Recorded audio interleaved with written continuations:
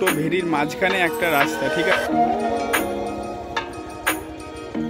রং করার জন্য এটা ওপরে তুলে রাখা হয়েছে। আমি এখন এসেছি ভেরিতে, যেটা হচ্ছে আমাদের বাড়ির ঠিক পেছনেই।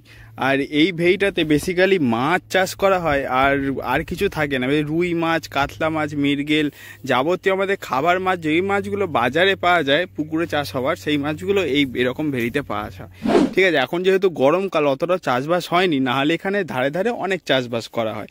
তো এখানে বেসিক্যালি তোমার এই রুই, কাতলা, মৃগেল এই রকমই অনেক ধরনের মাছ পাওয়া যায়, যেগুলো হাটে বিক্রি হয় চড়া দামে।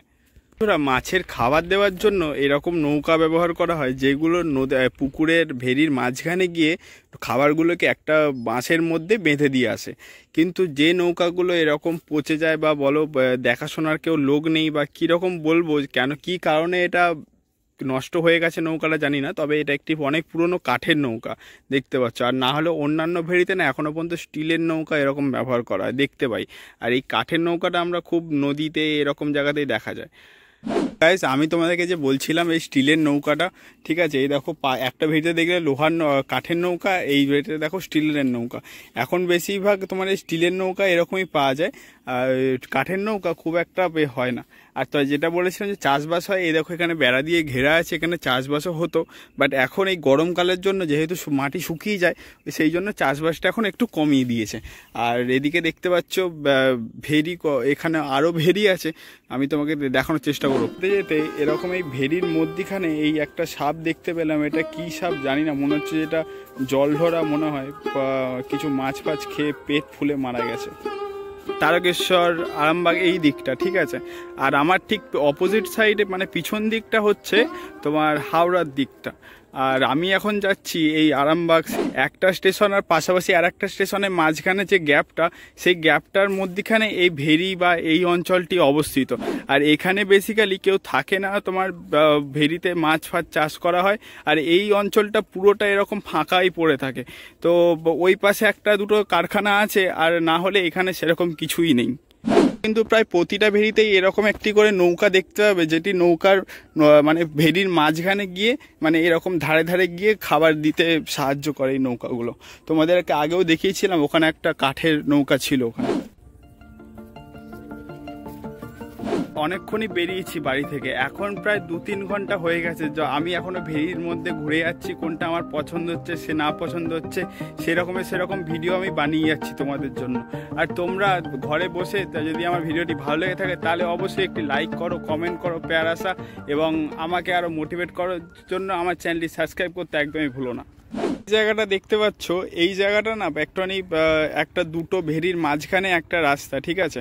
এইখানটাতে তোমার মাটিতে ধস নেমে গেছিলো, যার জন্য এরকম টিনের একটা বাঁধ মতো দিয়ে আর মাঝখান থেকে এরকম একটা রাস্তা নির্মাণ করা হয়েছে, যা দুটো ভেরির মাঝখানে যাতে না ধসে আলনা ভেঙে পড়ে যায়, ঠিক আছে। তো এইটা হচ্ছে এরকম, এদিকটা ঠিক এই রকম। আমার বিশ্বাস করো, আমাদের এই অঞ্চলটাতে এই বিকালবেলার টাইমে আমার ভেরির দিকে আসতে খুবই ভালো লাগে। আমি তো এখানকার লোকাল, আমি সব সময় আসতে পারি। আর তোমাদের এরকম ভিডিও দেখার জন্য সব কিছু আমার পছন্দের জায়গাগুলোতে ঘুরে দেখানোর জন্য আমার ভিডিওটি সাবস্ক্রাইব করে দাও এবং আমার পাশে থাকো, আমার সহযোগিতা করো।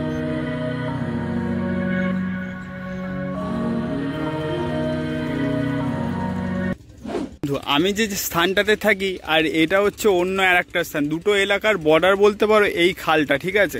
আর এই যে এই খালটা বেসিক্যালি আমাদের এই শহরটা যত জল আছে না, সব এই দিক থেকে পাস হয়, যার জন্য এটা অনেকটাই গভীর। তুমি দেখে মনে হবে হয়তো এটা সরু, এত কতটা ডিপ হবে, কিন্তু এটা অনেকটাই গভীর, যার জন্য এদিকে একটা পুল করা আছে এটা পারাপার করার জন্য। এখানে তোমাদেরকে যে আমি বলেছিলাম এখানে সব এখন লোহার নৌকা ব্যবহার করা হয়, তো এই দেখো এটা হচ্ছে লোহার নৌকা, এরকম বড় বড় হয়ে থাকে। আর এটা রং করার জন্য এটা ওপরে তুলে রাখা হয়েছে।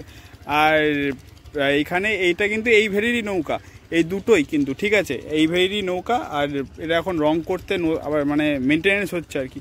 রংটি কাঁচা, হ্যাঁ, না শুকিয়ে গেছে। আমি বললাম হয়তো তোমার হাত লেগে যাবে। আমি বলছিলাম যে এই ভেরির পাড়ের মধ্যে অনেক চাষাবাদ করা হয়, ঠিক আছে। এই যে এখন দেখতে পাচ্ছ এই গাছগুলো কেটে দেওয়া হয়েছে একটাই কারণ এই এখন তো গরমকাল, আর এটা এখন সজনে ডাঁটার সিজনও না। এটা যখন সজনে ডাঁটার সিজন হবে তখন আবার এই গাছগুলো পরের বছর মানে এই বছরে এটাকে কেটে দিয়ে আবার নতুন পাতা গজাবে, নতুন আবার ডালপালা গজিয়ে আবার নতুন করে ফলটা ভালো হবে। তাই জন্য এখন থেকে এইগুলোকে কেটে মানে দেখতে পাচ্ছ সব ফাঁকা, কিন্তু এখানে পুরো সজনে গাছ বলো ডাঁটার এখানে পুরোটা এখানে ডাঁটা চাষ করা হয় এই জায়গাটা অন্তত।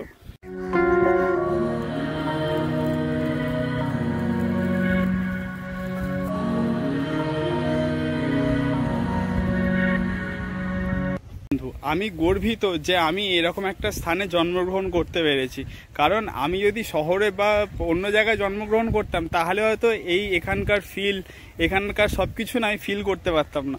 তো আমি গর্বিত আমি এখানে জন্মগ্রহণ করেছি। আমি অনেকক্ষণই এসছি, এবার 3-4 ঘন্টা প্রায় হয়ে গেছে। আমি এখন আরেকটু সানসেটের ওয়েট করব, সূর্যটা অস্ত যাবে তখন একটুখানি ফুটেজগুলো ভালো ভালো পিকচারগুলো নেব।